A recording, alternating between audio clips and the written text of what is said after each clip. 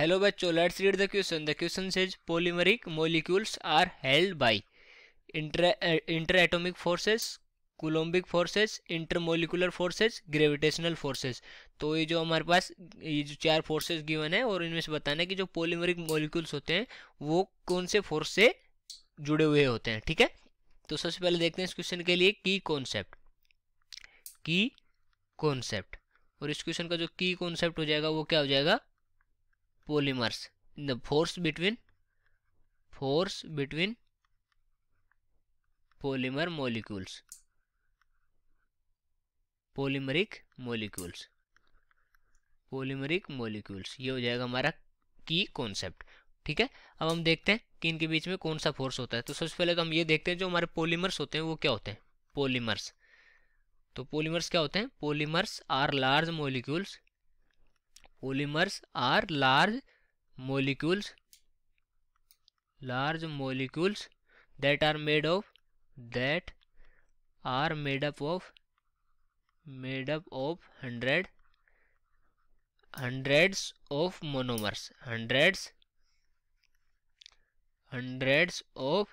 monomers. तो इसमें बहुत सारे मोनोमर्स को ऐड किया जाता है तब एक पॉलीमर बनता है. ठीक है, that are joined together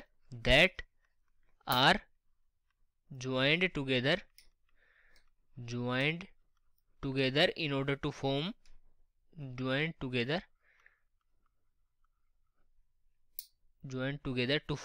long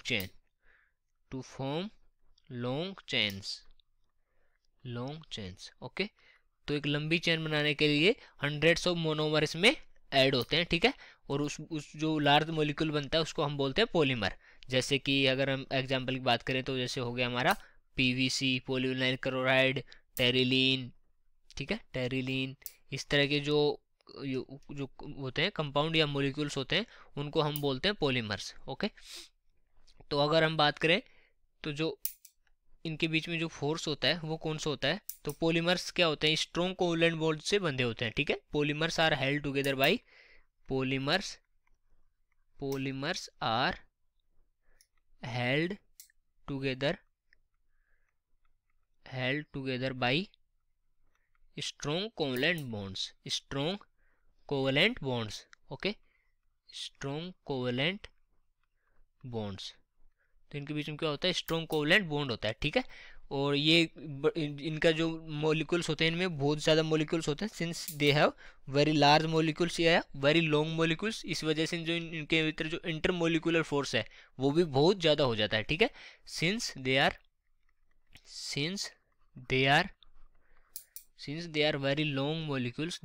very long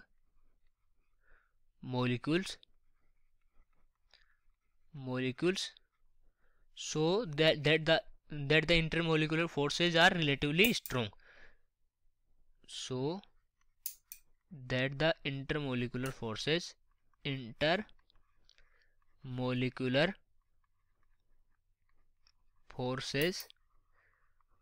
are relatively strong. Okay, तो ये बहुत बड़े मॉलिक्यूल्स होते हैं. जैसे हमने अभी डेफिनेशन देखा था कि हंड्रेड्स ऑफ मोनोमर्स इसमें ज्वाइंट होते हैं. तो इस वजह से इनमें बहुत सारे मॉलिक्यूल होने की एक लंबी चेन होती है मॉलिक्यूल्स की. तो बहुत सारे लंबे मॉलिक्यूल्स होने की वजह से इनके बीच में जो इंटरमोलिकुलर फोर्सेज है, मतलब इंटरमोलिकुलर का मतलब होता है कि मॉलिक्यूल के बीच में जो फोर्सेज है वो रिलेटिवली स्ट्रॉन्ग हो जाता है. ठीक है, तो अगर हम इसके अकॉर्डिंग ऑप्शंस देखें तो कौन से ऑप्शन करेक्ट हो जाएगा? इंटरएटॉमिक नहीं होता है, कोलम्बिक फोर्सेस नहीं होते. इंटरएटॉमिक में एटम्स के बीच में जो फोर्स होता है उसको इंटरएटॉमिक बोलते हैं. ठीक है, इंटरमोलिकुलर फोर्सेस, ग्रेविटेशनल फोर्सेस. तो कौन सा ऑप्शन हमारा करेक्ट हो जाएगा? सी ऑप्शन करेक्ट हो जाएगा. So I hope you understood it well. Best of luck.